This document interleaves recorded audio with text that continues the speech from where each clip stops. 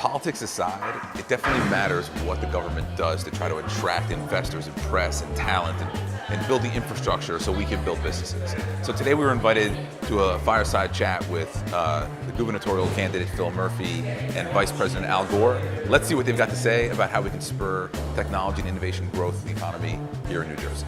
So I'm doing those 4 challenges, which we will do if we get elected, you have my word. So that's addressing middle skills, building out the infrastructure, being smarter with big companies. That doesn't mean, people say, does that mean you don't want Amazon? I love Amazon here. But on terms that work not just for them, but for us. And fourthly, and I think most importantly, let's have 100 or 150 Tiger Labs, Bert, not just this. I said in church earlier, and I mean this with all my heart, that I think when they write the history books 100 years from now, Martin Luther King will have been our conscience as it relates to civil rights and social justice. Al Gore will have been our conscience when it relates to our planet and our environment. If you were asked to name the 3 most famous and most important tech innovators and inventors in American history, who would you name? My friend, the late Steve Jobs, I would put on the list, but the other 2 would be Thomas Edison and Alexander Graham Bell. And long before there was anything called Silicon Valley, New Jersey was the technological and innovation center of the United States and of the world.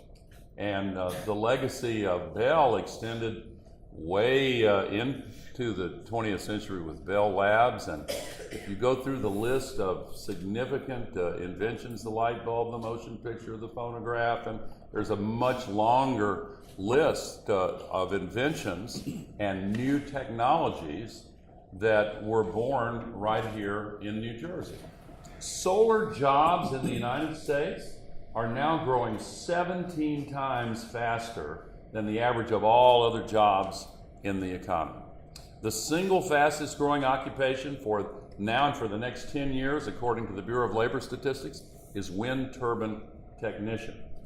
The world is now in the early stages of a sustainability revolution that has the magnitude of the Industrial Revolution, but the speed of the digital revolution. And another one we never pushed the button on, which we will push the button on, and this is a big one, which is offshore wind, which Al mentioned. Yeah. We think we can get to 3,500 megawatts by 2030, which would make it offshore, which would make it among, if not the biggest wind farm in the world. It's wonderful that the cost reduction curve for both solar and wind is now mimicking Moore's Law. It's not quite as steep as Moore's Law, but the cost continues to come down dramatically.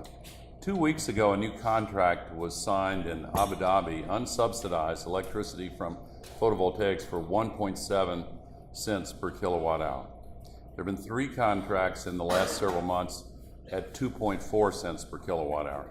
And by the way, if anybody here doesn't speak kilowatt hour, 2.5 cents per kilowatt hour is roughly half of what the cost of electricity from burning coal is. We just heard from Phil Murphy, running for governor here in New Jersey, sitting down with Vice President Al Gore about things we could do to spur job creation in the economy here in New Jersey.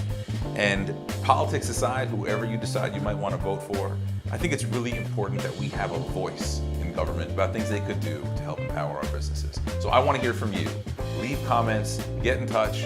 Sometimes we get invited to interesting things like this, and we'd love to be able to share your voice, so please leave it here.